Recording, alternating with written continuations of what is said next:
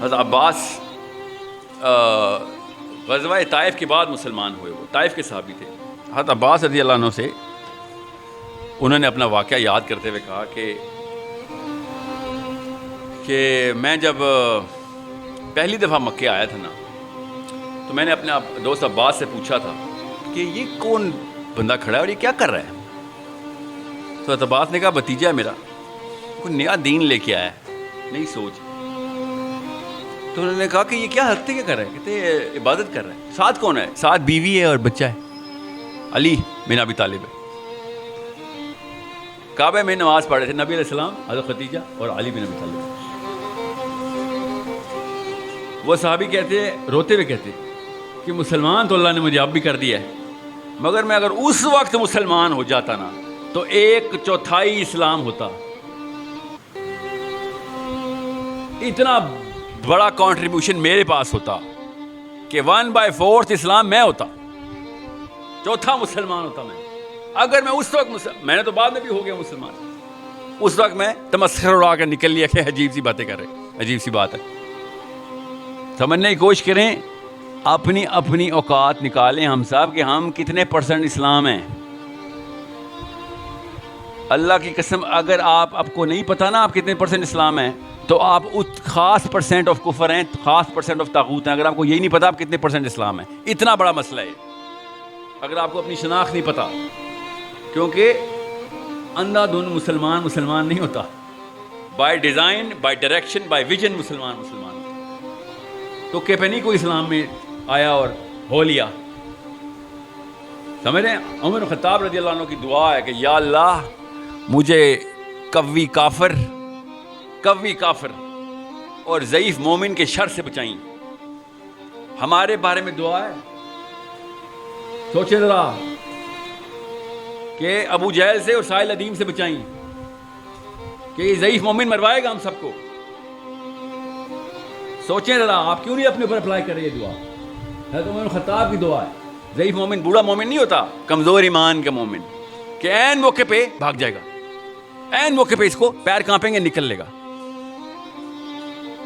اس لیے کہہ رہا ہوں کہ یا تو آپ خاص % آف اسلام ہیں اور فرشتے خدا کی قسم ایسے رجسٹر رکھتے ہیں جس میں تولا جاتا ہے کہ کتنے % اسلام ہیں آپ، اسلام کا کون سا کنٹریبیوٹر ہیں آپ، کیا کیا اسلام کا۔ کیونکہ نہ کیا تو آپ نے کسی اور سسٹم کا حصہ لیا۔ اللہ نے تیسرا قبیلہ بتایا نہیں، اللہ نے 2 ہی بتائے، ایک اسلام کا قبیلہ بتایا ہے، ایک طاغوت کا قبیلہ بتایا ہے، تیسرا کوئی قبیلہ نہیں ہے۔ اسپیکٹیٹر نہیں ہے اللہ تعالیٰ کے یہاں، یا تو آپ کچھ کرنے والے ہیں یا کچھ ہمارے لیے کرنے والے ہیں یا ان کے لیے کرنے والے ہیں۔ اسپیکٹیٹر اسلام میں تماشائی جو ہوتا ہے وہ غیر مسلم پارٹی میں ہوتا ہے۔ اس کی مثال بھی ہے میرے پاس۔ غزوہ بدر میں نا میری آپ کی عمر کے نہ کچھ نوجوان ابھی مکے میں ہی پائے گئے تھے، بدر ہو رہی تھی، بدر کا اعلان ہوا، پر یاد ہے نا بدر آپ سب کو پتا ہے غزوہ بدر کا نا کیسے ہوئی تھی۔ اب مدینے کی تو سٹوری ہم سب کو پتا ہوتی ہے، مکے کی سٹوری چھپا لیتے ہیں ہم سب کیونکہ ہمارے اوپر لگتی ہے آگے۔ مکے کی سٹوری کیا چل رہی تھی؟ مکے میں اس وقت مسلمان تھے، سارا کا سارا اسلام صرف مدینے میں نہیں تھا، کچھ لڑکے مسلمان ہو چکے ہوئے تھے اور آپس میں بیٹھے اسی طرح کی گیدرنگ میں بیٹھے ہوئے، ڈسکشن چل رہی کیا کریں، کیونکہ اعلان ایسے ہو رہے تھے، گھر گھر میں ڈھول لے کے آتے تھے یہ مکی کہ لڑائی تیاری ہو گئی ہے، اتنے 100 اونٹ تیار ہیں، اتنی ساری رقاصائیں تیار ہیں، اتنے سارے بھالے تیار ہیں، گھوڑے تیار ہیں، اونٹ تیار ہیں، سب موٹیویشنل سپیکنگ چل رہی ہے مکے کے اندر سے مقابلہ ہے۔ آج صفحہ ہستی سے مٹائیں گے نعوذ باللہ اس کو، یہ مکے میں چل رہا تھا۔ غور سے سنیں، اپنے آپ کو پہچانیں، اپنے آپ کی شناخت پہچانیں۔ ان لڑکوں نے پھر کیا کیا؟ تھے تو مسلمان ہی، تھے تو یہ مسلمان ہی، انہوں نے آپس میں گیدرنگ کی اور کہا کہ بھئی میں تو نبی علیہ السلام کے خلاف لڑائی نہیں کر رہا۔ ابو نے کہا چلے گے جو صحیح۔ صاحب کے ابا تھے آرمی میں، اس وقت تو آرمی ایسی ہوتی تھی، اور اب عرب کے قبیلے میں وہی والی خاندان پرستی ہے جو ہماری والی ہے۔ دنیا میں 2 ہی خطے ہیں جہاں پہ خاندان پرستی چلتی ہے، ایک عرب کا قبیلہ، ایک پاکستان انڈیا، اس کے علاوہ کوئی خاندان پرستی نہیں چلتی۔ غور سے سمجھیں اس بات کو، دھیان سے اپنے اندر صلاحیت کریں۔ لیکچر جہاد کا نہیں ہے، لیکچر شناخت کا ہے۔ جہاد کے قابل ہم ہیں ہی نہیں، اس لیے میں جہاد کی دعوت دیتا ہی نہیں۔ ایک سٹیپ پیچھے ہم ایک سٹیپ لینا پڑے گا اپنے آپ کو پہچاننے کا. جب وقت آئے گا اللہ ہم سے بڑے کام لے گا, اللہ ہم سے بھی جہاد کروائے گا. پہلے اپنے آپ کو تو پہچاننا شروع کر دیں. پر نہیں لگے ہوئے تھے افغانیوں کے, پر نہیں لگے ہوئے تھے مصریوں کے, سوڈانیوں کے.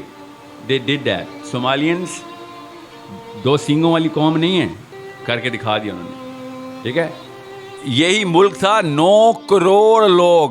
امریکہ کی ایمبیسی جائیں, 10 سال تک کھڑے رہیں, گنتے رہے بندے, 10 سال تک کھڑے رہیں.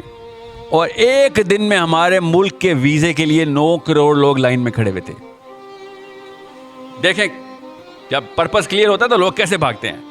9 کروڑ بندہ لائن میں کھڑا ہو گیا تھا, ہمیں پاکستان کا ویزا چاہیے. وہ دن بھولنا نہیں ہے آپ نے.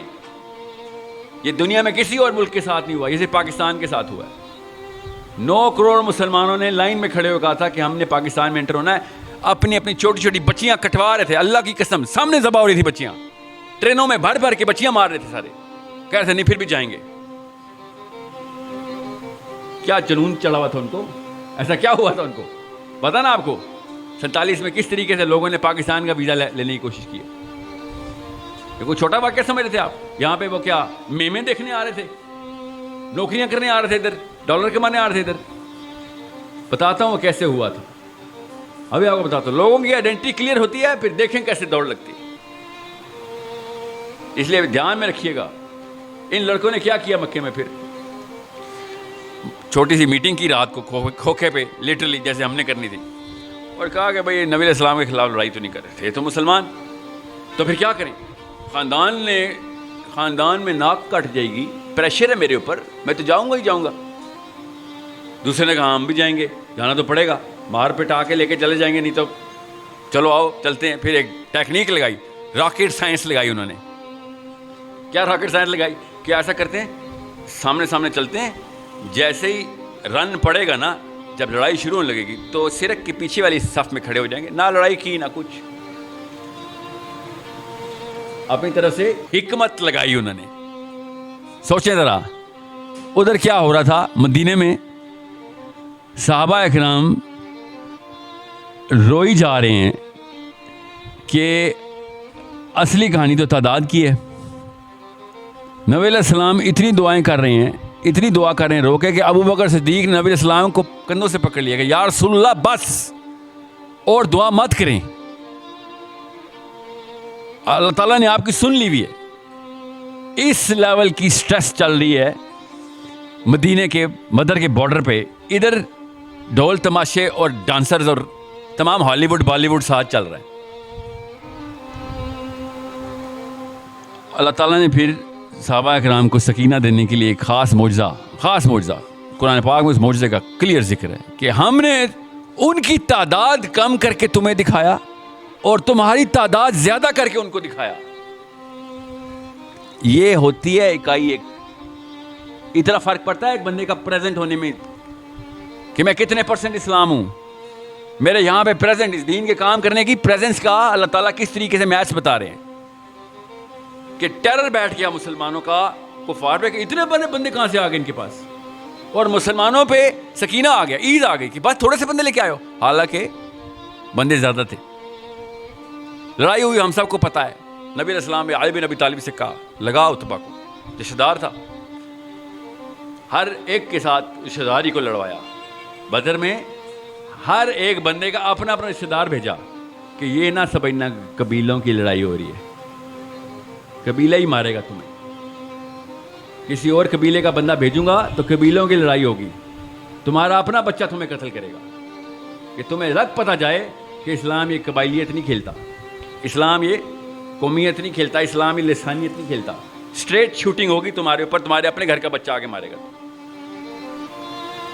ٹھیک ہے. پھر جب بدر کے واقعہ ختم ہوا تھا, میں واپس آتا ہوں لڑکوں کے اوپر, تو عمر بن خطاب رضی اللہ تعالیٰ نے کیا مشورہ دیا تھا. نبی علیہ السلام نے مشورہ مانگا کیا کریں ان لوگوں کا جو پکڑے گئے ہیں. تو عمر بن خطاب نے کہا کہ یا رسول اللہ ہر قبیلے والے کو اپنے اپنے قبیلے کے حوالے تو کریں ذرا. یہ جتنے بھی پکڑے گئے ہیں ہر ایک کو اپنے اپنے خاندان کو دیں, پھر ہم کاٹتے ہیں اپنے اپنے خاندان کو. ان کو پتہ چلے کہ جس چیز پہ ناز کرتے تھے نا اسی چیز نے آگے کاٹا ہے تم. بہرحال اب کیا ہوا کہ حمزہ رضی اللہ عنہ انہوں نے جب جنگ جیت گئے تو وہ لڑکے آئے کہ ہم تو مسلمان تھے, ہم پیچھے کھڑے ہوئے تھے تاکہ ہم لڑائی میں حصہ نہ لیں. حمزہ رضی اللہ عنہ نے کیا کہا پتہ ہے کسی کو؟ اس لیے یہاں پہ آیا ہوں میں. حمزہ رضی اللہ عنہ نے کہا رضی اللہ تعالیٰ عنہ, اللہ تعالیٰ کے نبی علیہ السلام کے بعد اگر کسی نے خلافت لینی تھی نا, تمام علماء کا اجماع ہے کہ حمزہ ہونے تھے اگر زندہ ہوتے. چھوٹی سی ہستی نہیں ہے کہ اگر حمزہ رضی اللہ عنہ زندہ ہوتے تو پہلے خلیفہ حمزہ رضی اللہ عنہ ہوتے. شیعہ بھی یہی مانتے ہیں, سنی بھی یہ مانتے ہیں, یہاں پہ کوئی تفریق نہیں. اتنی بڑی ہستی ہے, اتنا بڑا پیڈسٹل حمزہ کے پاس ہے. انہوں نے بلایا, ادھر آؤ جب سارے, ادھر آؤ جاکت, ادھر آ جاؤ سارے. اور یہ بڑے خوش کہ ہم نے کوئی لڑائی نہیں کی. حمزہ رضی اللہ عنہ نے کیا کہا کہ تمہیں پتہ ہے تمہاری وجہ سے اللہ کو ادھر سے معجزہ اتارنا پڑا ہے, تمہاری وجہ سے کائنات کا نظام بدلا ہے کہ تعداد تمہاری کم دکھائی جائے اور ہماری زیادہ دکھائی جائے. تم سمجھ رہے ہو کہ اسپیکٹیٹر بن جاؤ گے تو بچ جاؤ گے. کس کے اسپیکٹیٹر بنے ہوئے تھے؟ محمد کے خلاف لڑائی کرنے آئے تھے, ان لوگوں کے اسپیکٹیٹر بن کے بیٹھے ہوئے تھے, خوش ہو رہے تھے کہ تمہاری قبیلے کے بندے مر رہے ہیں, کام چل جائے گا تمہارا. سب سے پہلے پھر ان لڑکوں کو سب سے پہلے صحابہ کرام نے وہی سزا دی جو باقی کسی کفر کو سزا ملتی کہ تم سمجھ رہے تھے کہ کلمہ پڑھ لیا بچ گئے. سوری, ایسے نہیں ہوگا. ادھر یو آر ود اس اور اگینسٹ اس. سمجھ رہے ہیں؟ اپنی شناخت کو پہچانے کہ کس گیم کے اسپیکٹیٹر ہیں ہم. اللہ کی قسم اسپیکٹیٹر ہیں ہم.